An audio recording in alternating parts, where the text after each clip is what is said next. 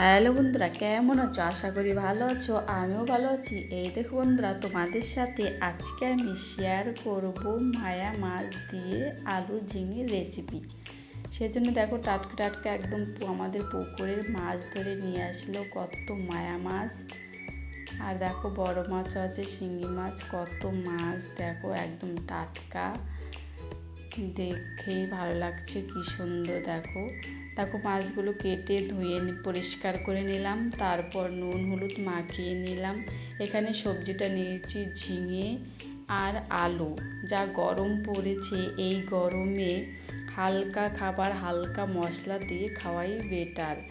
সেজন্য এখানে আমি শুধু একটু আদা, কাঁচা লঙ্কা, জিরে দিয়ে এই রেসিপি শেয়ার করব তোমাদের সামনে।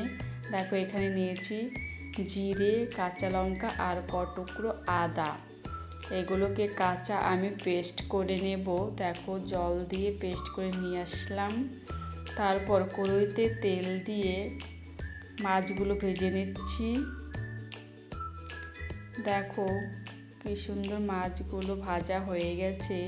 তারপরে কটা দিয়ে দিলাম, তারপর এটাও ভাজা হয়ে গেছে। সবগুলো ভেজে নিলাম। দেখো ভেজে নামিয়ে নিলাম। আর এখানে ওই তেলের মধ্যে ফোড়ন দিয়ে দেব তেজপাতা, শুকনো লঙ্কা আর জিরে। এই কম মশলা দিয়ে এই রেসিপিটা খেতে ভীষণই ভালো লাগে। দেখো জিরে তেজপাতা লাল করে একটু ভেজে নিয়ে তারপর মশলাটা পেস্ট করা মশলাটা দিয়ে একটু নাড়াচাড়া করে ভেজে নিয়ে তারপর সবজিটা দিয়ে দিলাম। সবজিটা দিয়ে ভালো করে নাড়াচাড়া করে নিচ্ছি। তারপর দিয়ে দেবো, এখানে একটু ভেজে নিয়ে দিয়ে দেবো স্বাদ মতো নুন আর 1 চামচ হলুদের গুঁড়ো দিয়ে ভালো করে নাড়াচাড়া করে দেব আর একটু ভালো করে কষিয়ে নেব। দেখো ভালো কষানো হয়ে গেছে। আর এখানে সামান্য পরিমাণে জল দেব। বেশি জল দেওয়া দরকার নেই, যেহেতু ঝিঙে আলু এমনিতে জল গলবে, সেজন্য। কিছুক্ষণ বাদে ফিরে আসলাম। দেখো যখন ঝোলটা টকবক করে পড়ছে, তখন ভেজে রাখা মাছটা দিয়ে আবারও কিছুক্ষণ নাড়াচাড়া করে কিছুক্ষণ পর ফিরে আসছি। দেখো বন্ধুরা, কিছুক্ষণ বাদে ফিরে আসলাম আর তরকারিটা আমার রেডি।